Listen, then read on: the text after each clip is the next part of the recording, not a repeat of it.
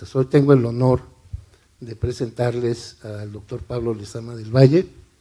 Él es cirujano oncólogo pediatra, formado en 2 de los mejores hospitales de Estados Unidos, con 25 años de experiencia en México, en un centro oncológico pediátrico de alto volumen y en la medicina privada, formador de recursos humanos, empedernido, yo diría, por 2 décadas, investigador y defensor de los niños con cáncer.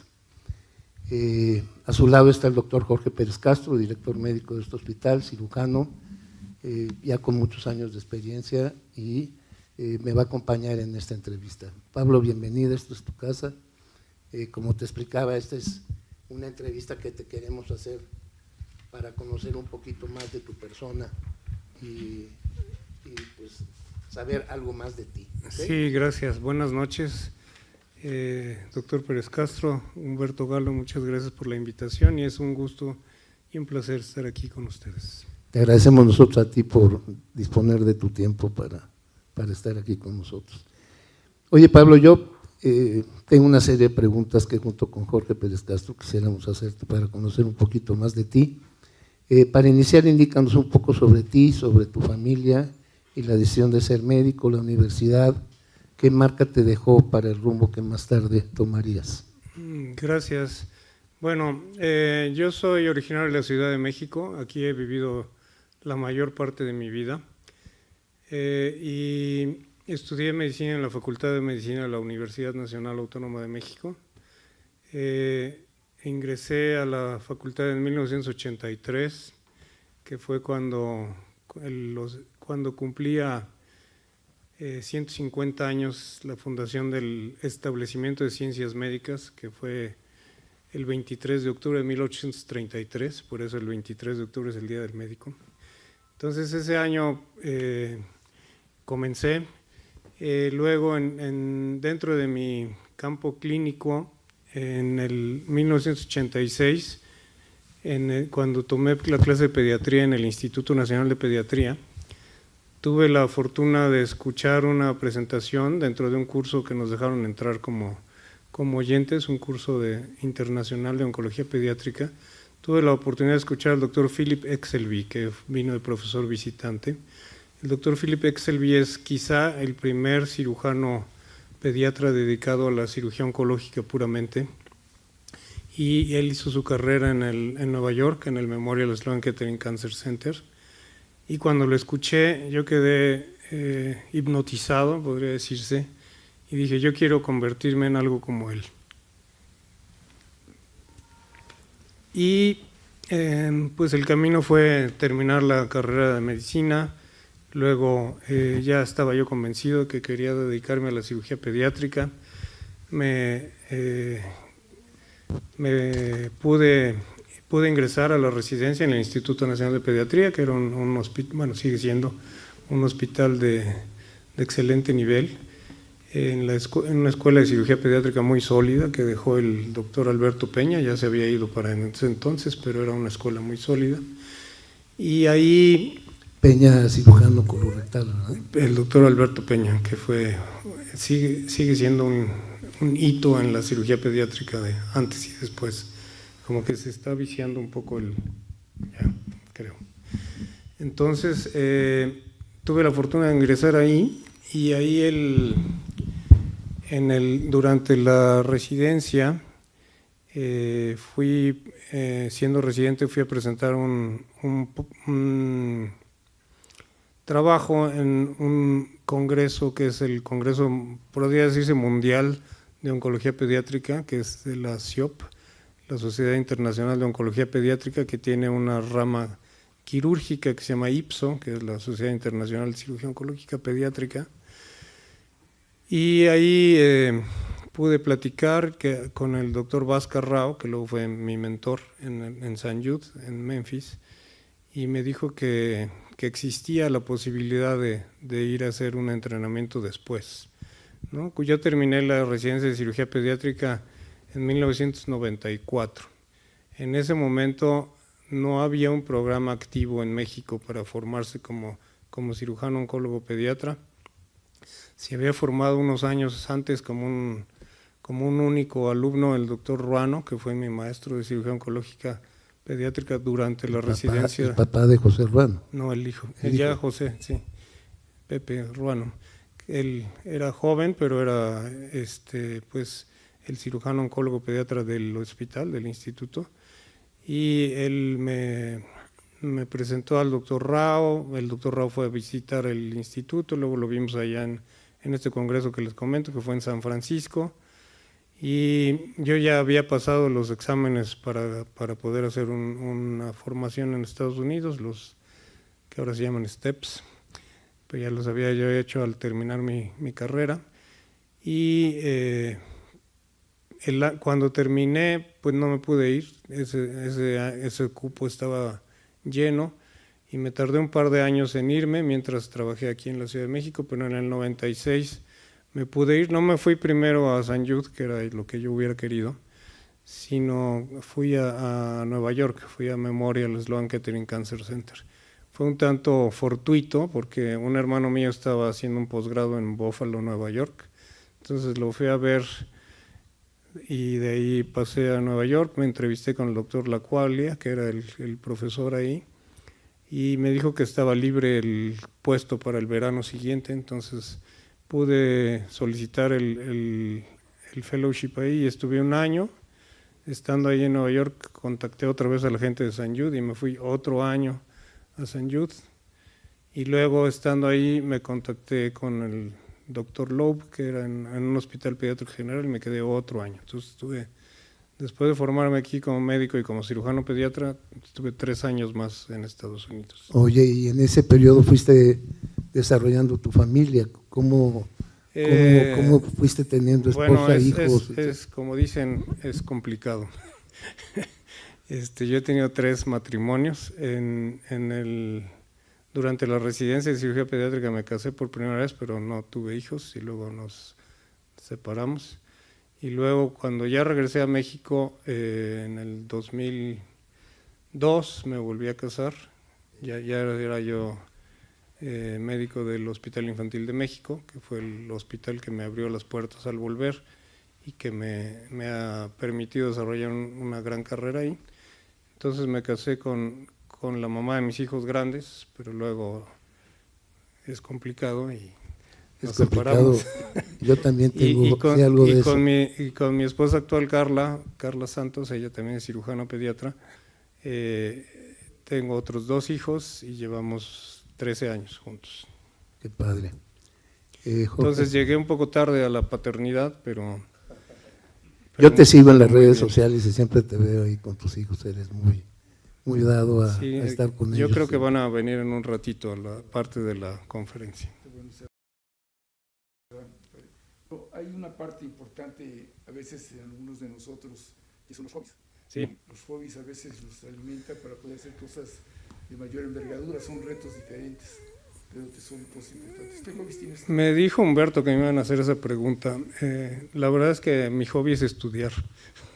Entonces, es un tanto curioso porque después de que regresé de Estados Unidos y empecé a trabajar en el Hospital Infantil de México, pues ya técnicamente yo dije, ya estoy en el top, ¿no? A la arrogancia de la juventud, pues un poco, pero quise estudiar más cosas. Entonces empecé a estudiar, hice un diplomado de administración en la Facultad de Medicina, de Administración de Hospitales, y ahí cuando revisé la misión, la visión, etcétera, de mi hospital, que era parte de las actividades, pues me di cuenta de que los institutos nacionales de salud tienen una triple tarea, ¿no? No solo la asistencia, sino también la formación de recursos y la investigación. Entonces pensé para mí mismo que si yo quería trabajar ahí, pues lo mínimo que podía hacer era volverme investigador también. Entonces estudié el programa de maestría y doctorado en ciencias médicas de la UNAM. Luego he estudiado educación para profesionales de la salud, eso hice un posgrado combinado en Filadelfia y en el Reino Unido, a distancia, pero trabajando mucho. Luego he estudiado bioética, he estudiado también otra maestría en España de gerencia hospitalaria, Entonces mi hobby es estudiar. ¿Y tú te incluiste en ese poco de música o alguna circunstancia? Yo no soy, nunca he tenido capacidad de tocar algún instrumento. Uno de mis hijos que va a venir por aquí, que es un genio, él toca 3, pero yo nunca he podido tocar nada. Me gusta apreciar la música que más me gusta es el jazz y un poco el bossa nova, pero nunca he sido yo músico. A veces escribo cosas cortitas, pero no tengo la capacidad de ser artista propiamente. Pablo, perdón. Hay muchas formas de desarrollar la creatividad que tú has tenido en la cirugía, en la investigación y en la educación, pues son áreas muy importantes y trascendentes. Tampoco es muy tarde para empezar a jugar golf, así es que para lo que juegan muchas personas, pues no quedarías mal en un foursome. Okay. Oye, esta pregunta va muy de la mano con lo que tú estás comentando. Nos gustaría saber tu opinión de tener que hacer un recorrido tan largo para poder ejercer una especialidad como la tuya. Primero pediatría, luego cirugía pediátrica y finalmente oncología. ¿Qué opinas? Bueno, creo que no hay una especialidad más larga que esa, a excepción tal vez de algunas de cardiología. Sí, eso es lo que pasa cuando hay prerequisitos y luego sub especialidades, ¿no? En México la formación en cirugía pediátrica tiene un prerequisito de pediatría que varía según la institución entre 1 año y toda la especialidad completa de 3. Yo cuando entré a la residencia ya quería ser cirujano pediatra, pero pues a fuerza tenía que ser algo de pediatría y pude hacerlo en aquel tiempo con 2 años. No terminé la especialidad, lo hice como prerequisito, pero me dio unas bases bastante sólidas para poder manejar pacientes pediátricos ya durante la residencia de cirugía. En otros países es distinto, en otros países, por ejemplo en Estados Unidos y Canadá, se estudia primero cirugía general y luego se hace cirugía pediátrica, y en otros países del mundo se hace de entrada directa a cirugía pediátrica entre 4 y 5 años. Yo creo que cualquier camino es bueno siempre y cuando se tenga suficiente exposición a las patologías y capacidad de entender lo que es muy complejo, porque se atiende desde recién nacidos hasta adultos jóvenes de 18, pero creo que está bien. Y luego el enfocarse a una área en específico como es el cáncer, yo creo que es importante. Parte de eso lo voy a presentar en mi plática, pero es poca la exposición que puede tener un residente de cirugía pediátrica general para algunas enfermedades, ¿no? Y llegan a ser cirugías muy complejas para las cuales el cirujano pediatra general no da la competencia suficiente, creo yo. Entonces el hacer una formación adicional para casos difíciles creo que es importante. Yo considero que el cirujano pediatra general puede operar una buena cantidad de casos de cáncer, de cosas no complejas, y de hecho he pugnado por eso. Yo he sido partícipe del Consejo Mexicano de Cirugía Pediátrica durante muchos años ya, fui coordinador de evaluación, vicepresidente, presidente y ahora soy asesor, y siempre he pugnado porque el cirujano pediatra pueda hacer cosas dentro de ciertos límites, porque no hay suficientes cirujanos o oncólogos pediatras para todo el país, ¿no? Y eso también lo voy a mencionar, pero las competencias básicas sí las deben de tener. Pero ya para algo muy, muy específico, más complejo, pues sí se necesita estudiar tanto, ni modo, es el camino. Jorge, te cambié el sentido de las preguntas, pero no sé si quieras hacer tú la siguiente. No, yo siempre he escuchado que faltan cirujanos pediatras y faltan más cirujanos pediatras oncólogos. Y luego viene la otra parte, ¿dónde se preparan este tipo de cirujanos pediatras oncólogos? Cuando no hay lugares donde tengan la atracción o se puedan juntar todos los pacientes para lograr eso que tú comentabas de la exposición. Allí es donde es un punto aberrante en nuestro sistema de salud y educativo. Yo necesito este tipo de especialistas, pero luego el camino es tan largo que no los formo, entonces es una contradicción. Sí, hay 4 centros activos para esta formación adicional de cirugía oncológica pediátrica, que son el Hospital Infantil de México, el Instituto Nacional de Pediatría, el Centro Médico Nacional La Raza y en Guadalajara el Hospital Civil. En esos 4 sitios están activos los programas. Hace aproximadamente 8 años, 9 años, que logramos que haya una certificación adicional que en cirugía oncológica pediátrica, es a través del Consejo Mexicano de Oncología. También he trabajado yo desde el inicio de este programa y actualmente somos 35 cirujanos pediatras oncólogos certificados. Realmente una población muy pobre para tantos mexicanos. Sí. Sí, cuando aparte de nuestra población es todavía muy joven, ¿no? El movimiento epidemiológico sigue siendo mucha gente joven. Pablo, ¿cómo abordas la comunicación sobre el diagnóstico y pronóstico con los pacientes jóvenes y sus familias? Ese es un punto muy importante, ¿no? El cirujano pediatra y en especial el que se dedica a ver pacientes con tumores, con cáncer, tiene que tener no solo competencias técnicas, sino también las llamadas competencias suaves o no técnicas, ¿no? Y entre ellas está la comunicación.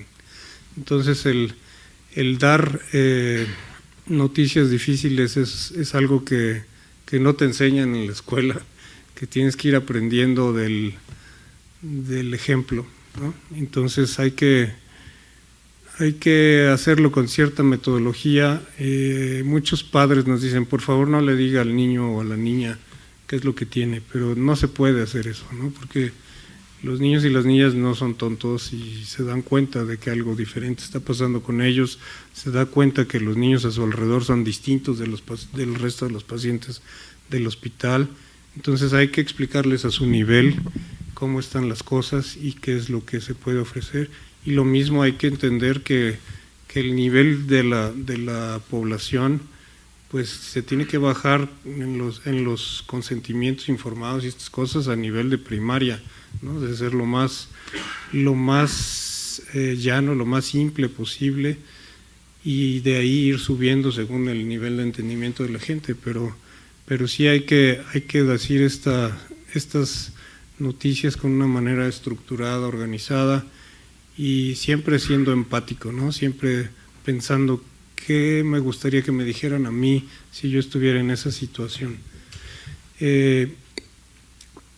Voy a hablar en parte de eso, que no hay enfermedades y no hay enfermos, somos personas, los pacientes son personas, y hay que centrarnos en la persona y en su familia para poder dar una atención integral de buen nivel, no solo de calidad técnica, sino también de calidad humana.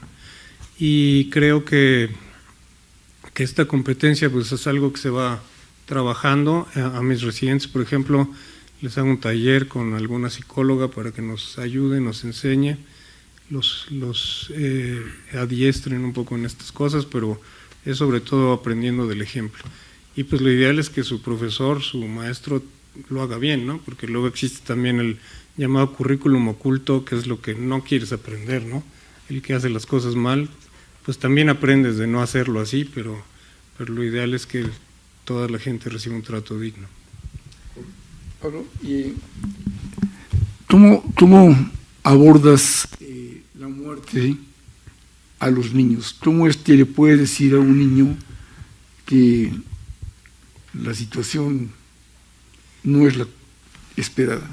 Sí, hablaba yo un poco del entorno del hospital, de cómo ven a otros niños, y ellos pueden ver a niños que conocieron durante sus estancias en el hospital, ya sea en la quimioterapia o en hospitalización, que no logran sobrevivir, ¿no? Que mueren, y puede ser que ya estén un poco sensibilizados a esto. Pero cuando las cosas no van bien, parte del cuidado del paciente, del cuidado paliativo, es explicarle al paciente y a sus padres que la posibilidad de un desenlace fatal, de morir, está presente, ¿no? Y que que un paciente que ya no tiene posibilidad de curarse, que está en posibilidad de morir, pues no es que le demos la espalda nunca, siempre los acompañamos.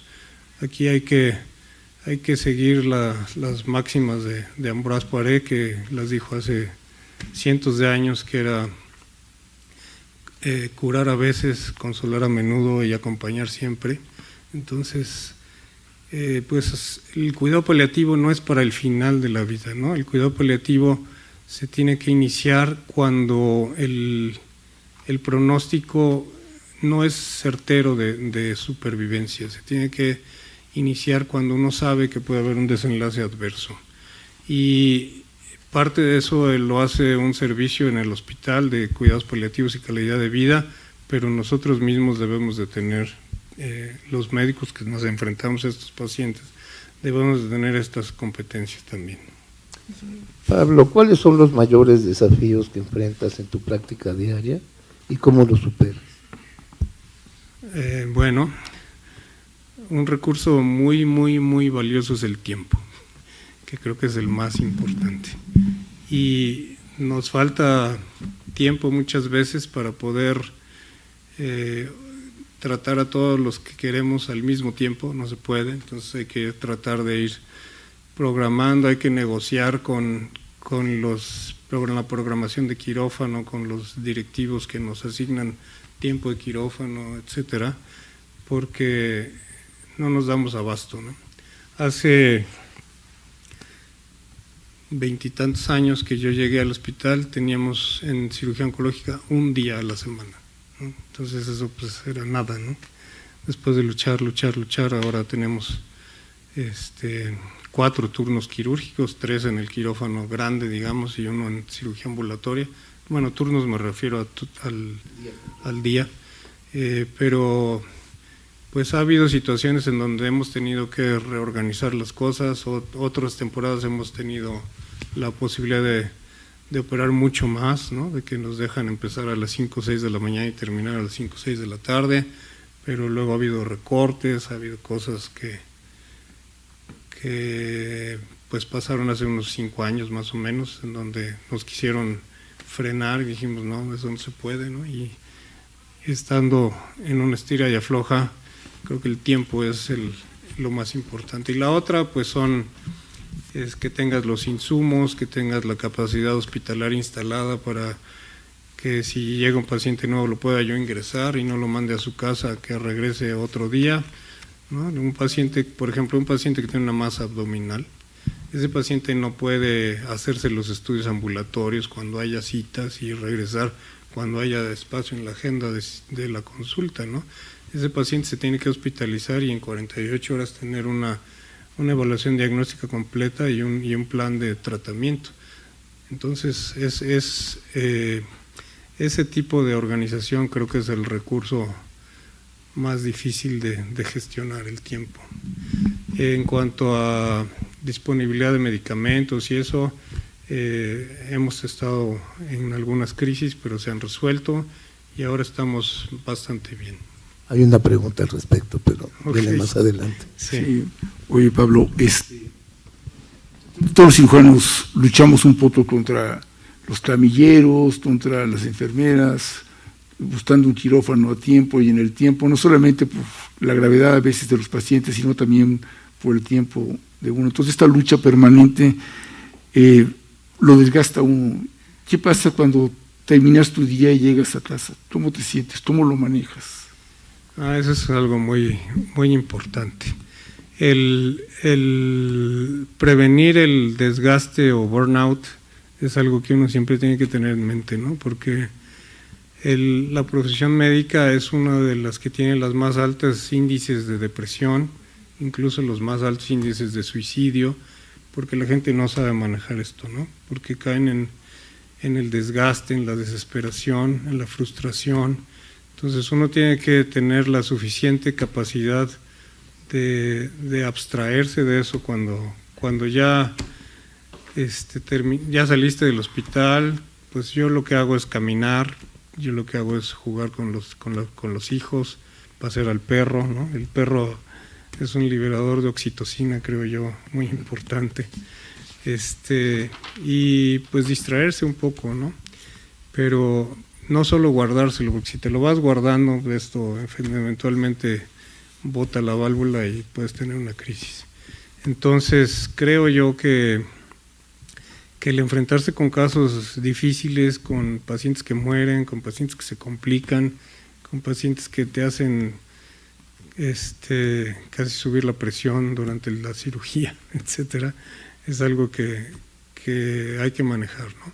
El bienestar del cirujano es algo que se ha pugnado, pues yo creo que en las últimas 2 décadas cada vez más, y creo que cada uno de nosotros tiene que tener esa conciencia, tiene que tener la posibilidad de saber hacer una pausa, respirar y pues como cambiar el chip un poquito para bajarle al estrés y al desgaste.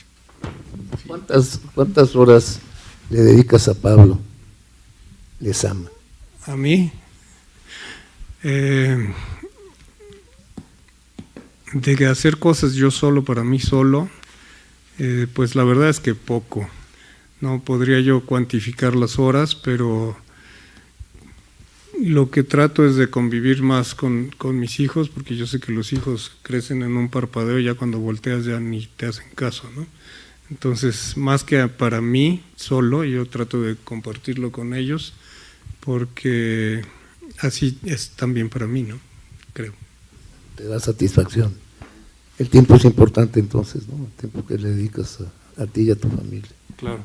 Oye, Pablo, ¿y tú recomendarías a la gente joven que siguiera tus pasos, te hiciera lo mismo que has hecho tú? Es una pues yo espero que sí, yo espero que alguien vea lo que yo hago y hace y le pase como me pasó a mí hace casi 40 años, que dijo, yo quiero ser como él. Yo creo que sí es un camino, yo creo que sí hay mucho que hacer por los niños, yo creo que alguien lo tiene que hacer y quien lo haga lo tiene que hacer muy bien. Entonces yo creo que sí. Sí, todo el mundo habla de... No es para todos, ¿no? Lo supongo. Pero quien lo decida, pues tiene que fijarse esa meta y seguirla. Claro. ¿Qué rasgos de personalidad consideras que tienes para ser la persona que eres como cirujano? Bueno, yo creo que para lograr ser un buen cirujano hay que ser perseverante, hay que ser constante, ¿no? Sirve de ser brillante en la escuela, ser listo, sí, pero también sirve poderse enfocar, poderse dedicar a algo de manera concentrada y no soltarlo hasta no terminarlo. Yo creo que eso es algo muy importante. Y Pablo, regresando un poco al contexto de los pacientes, siempre que tenemos alguna plática o comentamos aquí en el auditorio algún caso, me gusta tocar el punto de la prevención. Si no prevenimos no podemos avanzar más, estamos únicamente corrigiendo, pero no prevenimos muchas veces. Sí. Y ese no es un juego bonito. ¿Cómo se puede prever que no exista tanto daño psicológico en los pacientes oncológicos, esos sometidos a cirugía, quimioterapia y todo lo que los sujetamos? Es una agresión permanente durante mucho tiempo. Claro, esa es una buena pregunta. Parte de la atención de los pacientes incluye que intenten en la medida de lo posible llevar una vida que no solo sea el hospital, que no solo sea su enfermedad, ¿no? Existen los programas de la escuela en el hospital para que no dejen de estudiar, y existe la atención psicológica, el apoyo psicológico. Yo creo que debería haber más psicólogos y debería haber más tiempo con cada niño, pero existe. Y en los niños oncológicos en especial se les dedica bastante en este aspecto en las instituciones, y también en la medicina privada debe de buscarse eso. Y en el hospital también hay, pues debe de existir algún programa de terapia de juego, ¿no? Lo que se llama Child Life en los hospitales americanos, que les llevan cosas para jugar, distraerse, etcétera. En los hospitales acá en México lo hacen mucho los voluntarios, son más voluntarios que voluntarios, pero que les llevan libros para iluminar, que les llevan, no sé, distintas cosas. Incluso hay programas con perros en algunos sitios, perros de terapia, y eso les ayuda mucho. Desde luego. No sé, ¿cómo andamos de tiempo? Creo que Podemos seguir porque yo tengo algunas preguntas. adelante, claro. He visto que apoyas el ingreso al hospital de payasos, de personalidades de fútbol, de gente que a lo mejor los niños siguen en la televisión y todo eso. Algo así como la película del médico que se disfraza de payaso, ¿no? ¿Qué piensas tú de ese tipo de actividades, Patch Adams? Pues lúdicas, creo que todo eso le ayuda al paciente al menos a distraerse un poco, un momento, a romper el ciclo del desgaste, del estrés que platicamos hace rato. Otra cosa que ahorita que me vino a la mente, nosotros a veces lo que hacemos es vestirnos de Reyes Magos y regalar juguetes, y eso es algo que le ayuda a los niños y le ayuda a uno mismo, ¿no? Porque te brinda oportunidades de ver otras facetas de los niños, el verle la reacción a que tú llegues con un juguete es totalmente diferente a que tú llegues como médico, ¿no? Claro. Oye, Pablo, hace 3 años y medio, y durante 2 años y medio, quienes no vivimos en la medicina social, quienes estamos viendo la medicina en un contexto donde casi todo tienes, donde si no hay aquí lo conseguimos fuera, donde hay instrumental del que quieras, nos da la impresión que la seguridad social le ha fallado a los niños. No quiero entrar en temas de política, porque sé que no te gustan, pero es alarmante lo que ha pasado en México con la carencia de medicamentos oncológicos. ¿Tienes alguna manera de platicarnos cómo resolviste eso? Eso ha pasado no solamente con los niños, sino con todos, ¿no? O sea, este mes de octubre, que es el mes del cáncer de mama, en los podcasts, en los noticieros, en las entrevistas, escuchas cómo cayeron los niveles de cobertura, cómo se retrasaron los tratamientos, etcétera, y eso es pues una tragedia. En 2019 en específico, cuando empezaba un poco a tomar su cauce la administración pasada, se estaban acomodando los presupuestos y se buscó recortar los recursos para los institutos nacionales de salud, que son entre comillas, la joya de la corona del sistema de salud, y afortunadamente se lograron frenar. Y parte de ese freno,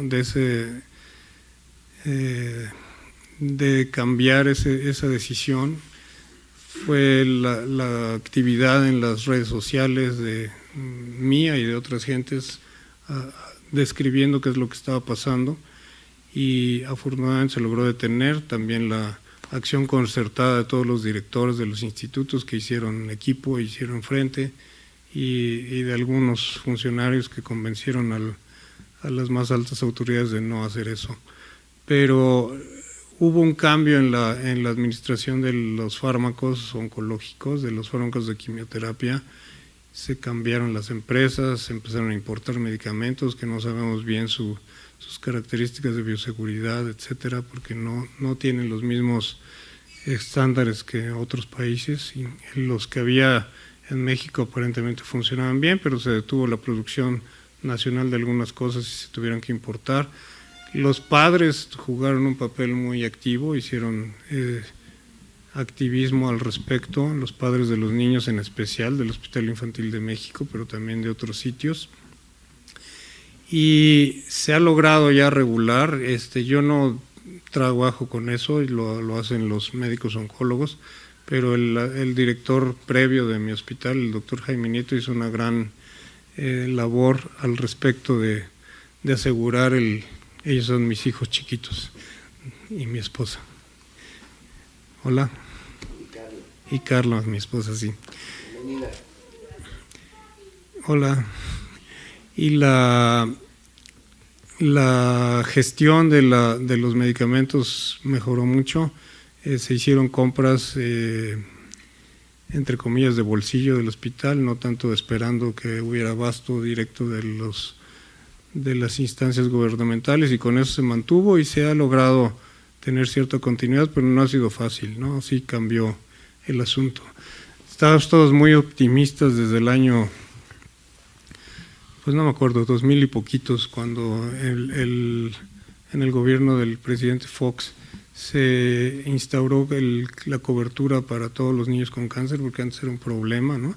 Antes las fundaciones no gubernamentales como la Asociación Mexicana de Ayuda al Niño con Cáncer o AMANC, que son sus abreviaturas, o la Casa de la Amistad u otras, donaban muchos medicamentos, y después de eso se aseguró que todos los niños los pudieran recibir.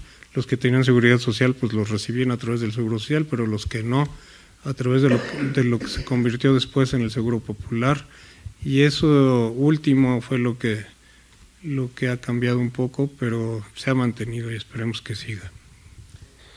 Pablo, yo quería preguntarte cómo te verías dentro de 5 años, pero para ti son pan comido. Pero ¿cómo te ves dentro de 10 años? ¿Qué te ves haciendo en la vida? Bueno, ahora tal vez algunos me dicen que no se me notan, pero ya tengo 60 años. Y en 10 años, pues probablemente todavía estaré en capacidad de ser cirujano activo, pero yo espero que ya esté en una posición en donde me dedique más a escribir, a enseñar, a investigar, que a ser el primer frente de la cirugía oncológica. Entonces, yo creo que seguiré activo, seguiré trabajando, porque aquel pequeñito Santiago tiene apenas 8 años, entonces hay que pagarle todavía la escuela un buen tiempo, pero seguiremos en esto. Oye, Pablo, sé que eres un hombre excepcional desde muchos puntos de vista. También un gran sentimental, porque no buscas el lucro necesariamente en las cosas que haces. Yo llevo en el grupo más de 20 años y conozco realmente muy pocos cirujanos pediatras oncólogos. ¿Por qué le has dado tanto valor a la medicina institucional y has dejado un poco de lado la medicina privada? Ok, pues sí, definitivamente trabajo mucho más en la medicina pública, y no solo trabajo en el Hospital Infantil de México, también voy de manera continua al Hospital del Niño de Hidalgo. Ahí voy todas las semanas. Seguimos con medicina social. Todas las semanas un día, y he ido a muchos otros hospitales en el país. En la medicina privada sí he tenido actividad, pero no he pensado nunca en dedicarme exclusivamente a eso, porque para mí, aunque no me paguen lo que yo creo que deberían de pagarme, no solo a mí, sino a todos los que trabajamos en los hospitales públicos, es para mí muy satisfactorio lograr éxitos ahí. Cuando estaba platicando con Humberto y estábamos armando un poco las preguntas que podíamos hacerte y no meternos en líos, una de las preguntas que nos inquietaban era respecto a los salarios. Y cuando hablamos de los salarios, decimos, hay cierto tipo de especialidades, como esta, como la tuya, que a lo mejor deberían de tener efectivamente un hospital y un profesor de planta, un poco como en los Estados Unidos, donde se les paga un salario adecuado para que puedan investigar, para que puedan formar y para que puedan aparte practicar lo que con tanto ahínco han impulsado. ¿Por qué eso por qué nadie lo impulsa? ¿Por qué no los institutos te tienen esas capacidades? Alguna vez platicando con el mismo doctor Percenovich y con el mismo doctor Nieto, que eran ellos los que tenían que impulsar todo este tipo de cosas para el mejor desarrollo de la medicina y evitar esta fragmentación que tenemos en todos los hospitales de 6 horas en la mañana, 8 horas en la tarde, jornada discontinua. Poquitas personas en los hospitales pueden tener una compensación o un sobresueldo, ¿no? Pero no es algo que se vea replicado en suficiente cantidad, en suficientes especialistas. Hace pues como 20 años, el doctor Santos Preciado, que llegó de director al Hospital Infantil de México, intentó hacer sitiales dotados, ¿no? Los endowed chairs en Estados Unidos, pero no se pudo, ¿no? Era luchar contra el sistema, que te acusan de corrupto, a ti que ganas más, ¿por qué? Etcétera, ¿no? O bueno, no a mí, pues a quien se lo paguen.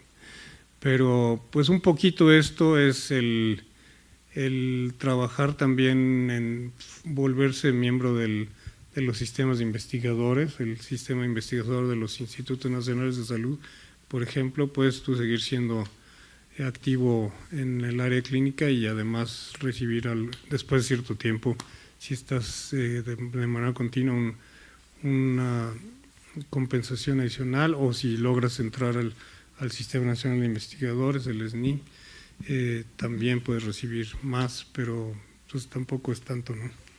En vías de que el paciente tenga más opciones o tenga las opciones más correctas para su tratamiento, el sistema de Estados Unidos es mucho más claro que el nuestro. Tú vas al hospital, no vas con un médico en específico. ¿Tú crees que algún día llegaremos a eso en México? No sé. Yo quiero mucho a México, a mí me gusta trabajar en México. Algunas veces me han preguntado, ¿y por qué no te quedaste a trabajar en Estados Unidos o por qué no te has ido a buscar a trabajar en Estados Unidos? Yo creo que aquí he ayudado a mucha gente y creo que puedo ayudar a mucha más todavía, pero sí el hecho de que vayan a buscar a alguien especial y no llegar a un hospital, pues todavía ocurre. Y esperemos que algún día tengamos el suficiente nivel para que el que llegue lo pueda hacer de la misma forma. Jorge, no sé si tienes algo para terminar. No, pues para terminar, me gustaría escuchar de Pablo, nos dijera cómo es que hacemos colofón a esta entrevista. Tendrías que terminar tú, Pablo, diciéndole una cosa. Ok. Bueno, yo le quise, el doctor Galo me pidió que diera yo esta conferencia que sigue, hablando no de cosas técnicas, sino de alguna otra manera de ver las cosas. Entonces, les voy a explicar un poco más de la perspectiva de la oncología a través de historias de personas, de pacientes, pero también un poquito de mi historia personal.